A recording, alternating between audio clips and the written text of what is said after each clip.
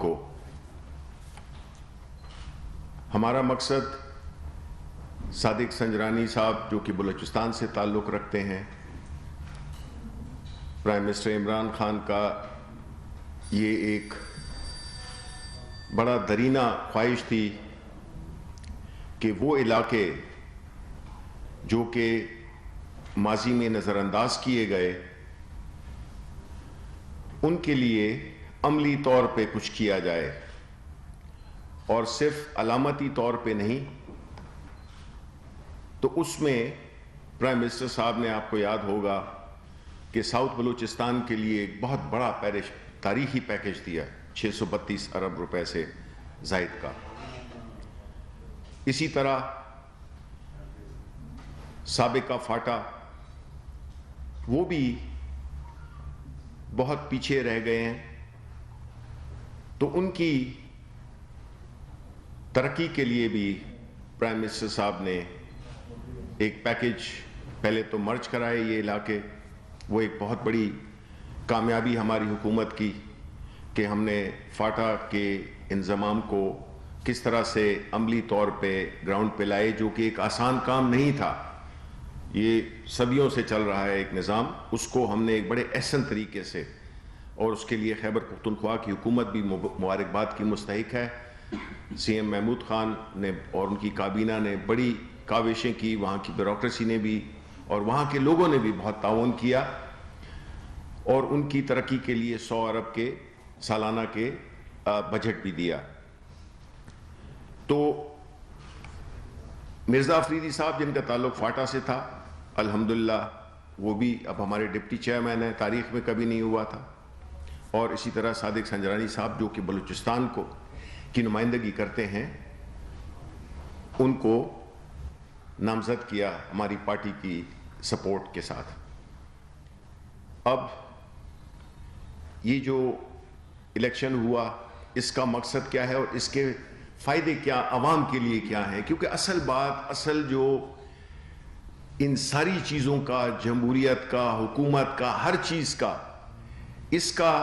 جو محور ہے وہ عوام ہونے چاہیے۔ اور ہماری حکومت سمجھتی ہے کہ یہ جتنے بھی ادارے ہیں، چاہے وہ نیشنل اسمبلی، اسٹیٹ، سارا کچھ ان کا کام ہو کہ وہ عوام کی جان و مال کی حفاظت کریں، ان کی زندگی میں آسانیاں لائیں، ان کو ترقی کے وہ مواقع دیے جائیں جو کہ ان کا آئینی حق ہے۔ اور ہوتا کیا ہے کہ جو پارلیمنٹ ہوتی ہے وہ قانون سازی کرتی ہے، اور وہ قانون سازی کس مقصد کے لیے ہوتی ہے؟ عوام کے لیے ہوتی ہے۔ ریفارمز ہوتی ہیں وہ عوام کے لیے ہوتی ہیں۔ تو ہم نے یہ دیکھا کہ پچھلے 2.5 سال میں بدقسمتی سے، کیونکہ ہمیں واسطہ تھا علاقائی جماعتوں سے، سندھ کی پارٹی بن گئی ہے، تو یہ جو ان کا جو رول تھا پچھلے 2.5 سال میں، چونکہ سینٹ میں ہماری مائنورٹی تھی، تو ہم قوانین کو، ریفارمز کو آگے نہیں لے جا سکتے تھے، اور اس کی وجہ سے جتنے بھی مفاد عامہ، عوام کی بہتری کے لیے جو ریفارمز پرائم منسٹر صاحب لانا چاہتے ہیں، ہماری حکومت لانا چاہتی ہے، وہ آ کے سینٹ میں رک جاتا تھا، جس کی وجہ سے ہمارا جو ریفارم ایجنڈا ہے ہماری پارٹی کا، ہمارا جو مینیفیسٹو ہے، اس کو بہت زیادہ رکاوٹیں اس کے راستے میں حائل کی گئیں، رکاوٹیں اس کے راستے میں حائل کی گئیں، کیونکہ اپوزیشن کا، ان کی سیاست کا مقصد صرف ذاتی فوائد حاصل کرنا، ایسے لوگوں کو پارلیمنٹ میں لانا جو کہ ایک خاص طبقے کی، ایک خاص گروہ کی مفادات کی تحفظ کر سکیں، اور وہ انہی پیرامیٹرز کے اندر رہتے ہوئے پچھلے 30-35 سال سے حکومت کر رہے تھے۔ نتیجہ وہ کیا ہوا کہ ملک کو ایک مفلوج اکانومی، معاشی صورتحال، قرضوں سے بھرا ہوا ملک، ڈوبا ہوا ملک، ادارے بالکل مفلوج، اور عوام نہ ان کو انصاف نہ ان کو خوشحالی ملی، بلکہ الٹا ان کو، جن کو کہ عوام نے منتخب کیا تھا اپنی بہبود کے لیے، ان کی دولتوں میں بے پناہ اضافہ ہوا۔ نواز شریف اینڈ فیملی وہ ادھر لندن میں اور امریکہ میں اور پورے پاکستان میں جو اربوں خربوں کی جائیدادیں انہوں نے بنائیں، اسی طرح آصف علی زرداری، پیپلز پارٹی اینڈ کمپنی، تو ہوا کیا کہ ان کی نہ صرف یہ خود لیڈرز جن کے کاروبار تھے، فیکٹریاں تھیں، زرداری صاحب کی شوگر ملیں بھی ہیں اور پتہ نہیں کیا کچھ ہے، اسی طرح نواز شریف ان کی بھی فیکٹریاں چل رہی ہیں۔ ایک فیکٹری تھی، جب سیاست میں آئے پھر 29 فیکٹریز بن گئیں۔ لیکن عوام کا کیا ہوا؟ ان کو ایک مصنوعی جھلک دکھا دی گئی اور عملی طور پہ کچھ بھی نہیں ہوا۔ ادارے جو کہ اصل ستون ہوتے ہیں کسی بھی ریاست کے، کسی بھی حکومت کے، ان کو انہوں نے کوئی توجہ نہیں دی، بلکہ ان اداروں کو استعمال کیا اپنے ذاتی مقاصد کو آگے بڑھانے کے لیے۔ اور یہ سارا کچھ منتج ہوا 2018 کے الیکشنز پہ، جس نے کہ عوام نے بھرپور انداز میں پاکستان تحریک انصاف کو، پرائم منسٹر عمران خان کی لیڈرشپ کو، ان کی آنیسٹی کو، ان کی دلیری کو، ان کے نڈر پن کو، ان کی کمٹمنٹ کو، جو کہ اس ملک کے لیے چاہتے ہیں، کیونکہ ان کو تو اللہ تعالیٰ نے سب کچھ دیا ہوا تھا، لیکن وہ زندگی چھوڑ کے اور انہوں نے عوام کے لیے وقف کر دی، جو کہ شروع ہوئی شوکت خانم کینسر اسپتال سے اور یونیورسٹی سے، اور جتنے بھی رفاہی کام انہوں نے کیے، بیکاز بنیادی طور پہ ان کے دل میں ان لوگوں کے لیے درد تھا جو کہ اس ملک میں ہمیشہ اگنور بھی ہوئے ہیں اور ان کا استحصال بھی کیا گیا ہے۔ اس دوران میں جو ہم نے کوشش کی کہ اس ملک میں جو پارلیمنٹ ہے اس میں آنے والے لوگوں کے لیے ایک معیار ہو، ایک ایسا طریقہ کار ہو جس میں کہ پیسے کی سیاست نہ ہو اور قابلیت اہلیت کی بنیاد پہ لوگ پارلیمنٹ میں آئیں اور عوام کے مفاد کے لیے وہ قانون سازی بھی کریں اور ان کے لیے آواز بھی بلند کریں۔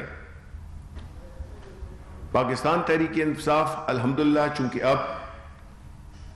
نیشنل اسمبلی میں بھی ایک سب سے بڑی پارٹی بن کر ابھری ہے اور سینٹ میں بھی الحمدللہ ہماری پارٹی ایک سب سے بڑی پارٹی بن کے ابھری ہے، اور جو وجہ ہے وہ بنیادی طور پہ وہ نظریہ، وہ جستجو جو کہ عوام کے لیے ہے، انہوں نے ہمیں اس صورت میں پہنچایا، جبکہ وہ جماعتیں جو کہ پچھلے 40 سال سے حکمران تھیں ان کی پارٹیوں کو ایک علاقائی جماعت میں تبدیل ہو گئیں، اور اس کی بنیادی وجہ یہی تھی کہ وہ چاہے وہ پیپلز پارٹی ہو، وہ اپنے بنیادی نظریے سے ہٹ کے اور انہوں نے اپنے ذاتی مفادات کے لیے اور ایک ذاتی گروہ کے لیے کام کرنا شروع کر دیا۔ اسی طرح پاکستان مسلم لیگ نون، ان کے لیے قانون کی اہمیت کوئی نہیں تھی نہ ہے، یہ رول آف لا میں بلیو نہیں کرتے، کیونکہ رول آف لا، قانون کی بالادستی ان کے مفادات کے آڑے آتی تھی۔ اداروں کا مضبوط ہونا، متحرک ہونا ان کے مفادات کے راستے میں حائل تھی، تو انہوں نے یکے بعد دیگرے ان جو بنیادی ستون ہوتے ہیں کسی بھی ریاست کو، کسی بھی حکومت کو چلانے کے، اس کو کمزور سے کمزور کیا،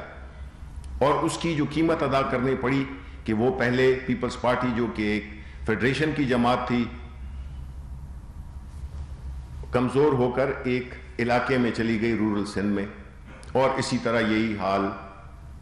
دیگر جماعتوں کا ہوا جس میں پاکستان مسلم لیگ نون بھی شامل ہے۔ اب ایسی صورتحال میں ان کی اب بھی کوشش کیا ہے کہ ملک میں ایک ایسا ماحول ہو جس میں کہ حکومت کام نہ کر سکے، عوام کی خدمت نہ کر سکے، اور آئے روز ایک ایسے شوشے چھوڑے جائیں، آئے روز ایسا ماحول کریٹ کیا جائے جس سے کہ اس میں جو ایک معاشی ترقی کے لیے جو سب سے اہم چیز ہوتی ہے وہ ہوتی ہے پولیٹیکل سٹیبلٹی. اب پولیٹیکل سٹیبلٹی جب نہیں ہوگی تو اس کا نقصان کس کو پہنچے گا؟ ملک کو پہنچے گا اور عوام کو پہنچے گا. اب ہماری کوشش یہی ہے کہ انشاءاللہ اب جب کہ ہم سینٹ میں بھی آ گئے ہیں میجورٹی کے طور پہ اور نیشنل اسمبلی میں، ہم عوام کی فلاح و بہبود کے لیے ہم اب اپنی ریفارمز بھی کریں گے. اور جو جتنے بھی انیشیٹوز ابھی تک لیے ہیں، اب دیکھیں ہوتا کیا ہے کہ باہر کے ملک آپ کو دیکھ رہے ہوتے ہیں، باہر جو ہمارے پاکستانی بھائی باہر موجود ہیں انہوں نے اس ملک کی ہمیشہ خدمت کی ہے، باہر رہ کر بھی اس ملک میں اپنی کنٹریبیوشن کی ہے. اور آپ نے یہ دیکھا ہوگا کہ جب سے پرائم منسٹر عمران خان آئے ہیں، کیونکہ لوگ انہیں ٹرسٹ کرتے ہیں، تو انہوں نے جو اپنی ترسیلات ہیں وہ بھی بڑھ گئی ہیں. الحمدللہ ریکارڈ ترسیلات آ رہی ہیں. اور جو ابھی جو ایک انیشیٹو لیا روشن پاکستان کا، اس میں بھی بہت زیادہ تیزی آئی ہے. 670 ملین ڈالرز جب سے بھی شروع ہوا ہے، میرا خیال ہے کہ 1 مہینہ 1.5 مہینہ بھی نہیں ہوا، اور اس میں یہ ترسیلات آ رہی ہیں. اسی طرح جو انڈسٹریز کے لیے، اکانومی کے لیے جو بھی سٹیپس لیے جا رہے ہیں، اس سے اکانومی جو کہ کووڈ سے اتنی متاثر ہوئی تھی، اور ساری دنیا میں ابھی بھی کووڈ ہے، بلکہ ابھی تیسری لہر بھی آئی ہے، اس کو جس کامیابی کے ساتھ ہماری حکومت نے ڈیل کیا کہ ہماری اکانومی الحمدللہ اس میں پھر جان آ گئی ہے اور کافی متحرک بھی ہو گئی ہے، اور اس کی جتنے بھی کارپوریٹ ریزلٹس ہیں وہ اس میں بھی نظر آ رہا ہے. اور چیزیں، مہنگائی کا چیلنج یس ہے، مہنگائی کا چیلنج ایک ایسا چیلنج ہے جس کے لیے پرائم منسٹر صاحب نے اپنی پوری جو توجہ ہے وہ مرکوز کی ہوئی ہے، اور وہ روزانہ کی بنیاد پر مانیٹر کر رہے ہوتے ہیں کہ یہ اب ہمارا وہ ہے سب سے بڑا چیلنج ہے.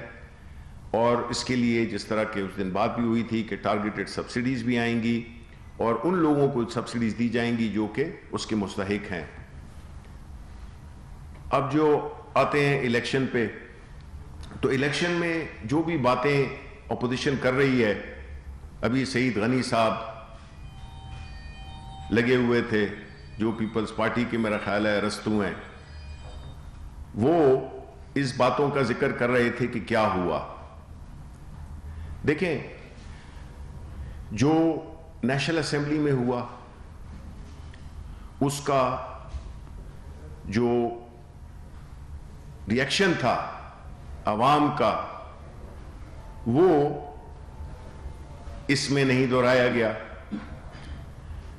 پرائم منسٹر نے ہمیشہ کہا ہے کہ اس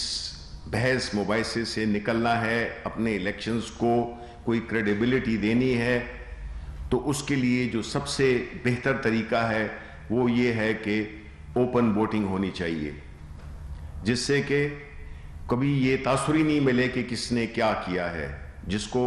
مخالفت کرنی ہے وہ کھل کر مخالفت کرے. اس کے لیے ہم نے لیجسلیشنز بھی کی، نیشنل اسمبلی میں بھی بل جمع کرایا، عدالت میں بھی گئے، آرڈیننس بھی کیا. مقصد یہی تھا. لیکن چونکہ اپوزیشن جو کہ اپنے چارٹر آف ڈیموکریسی میں کہتی آئی ہے کہ ووٹس جو ہے تو وہ آزاد اوپن ہونے چاہیے، لیکن اس موقع پہ انہوں نے اس کی بھرپور مخالفت کی. اور یہ جو مخالفت تھی اس کی وجہ یہ نہیں ہے کہ سمجھ میں نہیں آتی، اس کی بنیادی وجہ یہی تھی کہ جو ان کی پولیٹکس ہے، جو ان کی سیاست ہے، وہ پیسے کے زور پہ ہے، دھونس کے زور پہ ہے. مختلف قسم کی چیزیں کرنی جو کہ غیر قانونی ہوں وہ کرتے ہیں. اب جو کل کا اجلاس ہوا جس میں کہ ووٹنگ ہوئی، اس کو اگر پرائم منسٹر صاحب کی بات مان لیتے، یہ جس میں پرائم منسٹر صاحب نے کہا تھا کہ یہ آپ کے فائدے کے لیے بھی ہے، یہ سب کے فائدے کے لیے ہے، ورنہ بعد میں آپ روئیں گے. اور وہی ہوا کہ اب جو ہے تو کبھی عدالتوں کو، یعنی سوچ لیں آپ کہ رضا ربانی صاحب جو کہ ایک لائر ہیں، فاروق نائک جو کہ ایک لائر ہیں، کوئی تارڑ صاحب بھی اب آئے ہیں وہ بھی لائر ہیں، جتنے بھی ان کے لائرز تھے وہ وہاں پہ بیٹھے ہوئے تھے, انہوں نے سارا سب کچھ دیکھا, اور جس طریقے سے ایک بات ہمیں سمجھ میں نہیں آئی, اور وہ بات کیا ہے کہ یہ کیا وجہ ہے کہ آیا جنہوں نے یوسف رضا گیلانی کو ووٹ دینا تھا وہ ان سے اتنی محبت کرتے تھے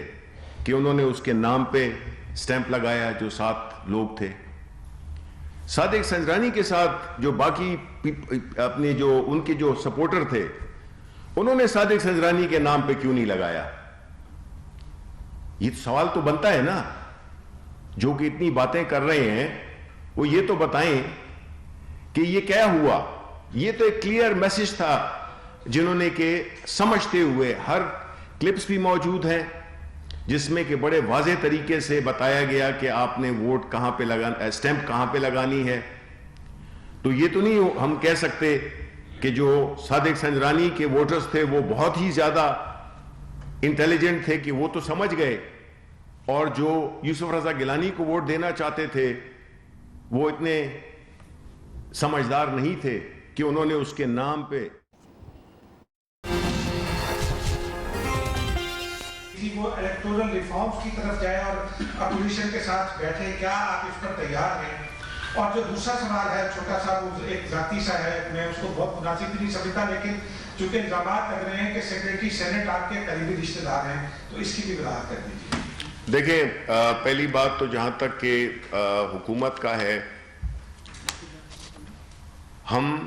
نے یہ انیشیٹ کیا تھا, ہم نے اس کی ابتدا کی تھی. حالانکہ ذکر انہوں نے کیا تھا اپنے چارٹر آف ڈیموکریسی میں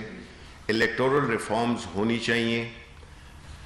اور پرائم منسٹر صاحب نے تو ہمیشہ فلور آف دا ہاؤس پہ بھی یہ بات کی ہے کہ آپ آئیں, ہم آپ کے ساتھ مل کے بیٹھتے ہیں اور ہم ہر ایک جو عوامی مفاد کا, جو ملکی مفاد کے جو ایشوز ہیں اس پہ بات چیت کرتے ہیں. الیکٹورل ریفارمز ہو گئیں, جوڈیشل ریفارمز ہو گئیں, اکانومی کی ریفارمز ہو گئیں, یہ سارا کچھ کے لیے ہم تو تیار ہیں. لیکن ہم کوئی ایک حکومت ہے, کوئی NGO تو ہے نہیں. اب ہمیں جو ہے تو اگر کوئی اس آفر کو یا اس انیشیٹو کو یہ سمجھ کے آئے کہ ان کو NRO دے دیا جائے,